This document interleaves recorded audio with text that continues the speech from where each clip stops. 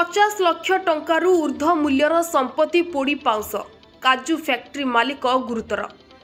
गजपति जिला गोसाणी ब्लॉक रो जगन्नाथपुर फैक्ट्री रे गत राति निया लगी 50 लाख टंकारु ऊर्ध्व मूल्यर संपत्ति पोड़ी पाउंस होइछि। काजू फैक्ट्री मालिक तरतरिया रे कबाट खोली देबारु अग्नि धास बाजी मालिक गुरुतर होई विशाखापाटना रे चिकित्सित हेउथिबा सूचना मिलिछि।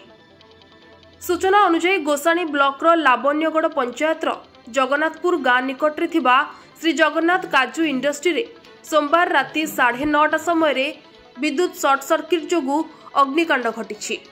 स्थानीय अंचल रे सोमवार दीपावली पालन करा जायथिबारु अपराह्न शीघ्र फैक्ट्री बंद करी मालिकंक समेत समस्ते चली जाइथिले।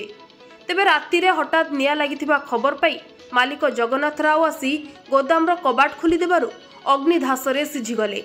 से गरम एते प्रखर थिला जे से पोड़ी गुरुतर होई जाइछंती। प्रथमे तांकु पलासा एवं परे विशाखापाटना स्थित मेडिकेयर हॉस्पिटल रे चिकित्सा करा जाउछि।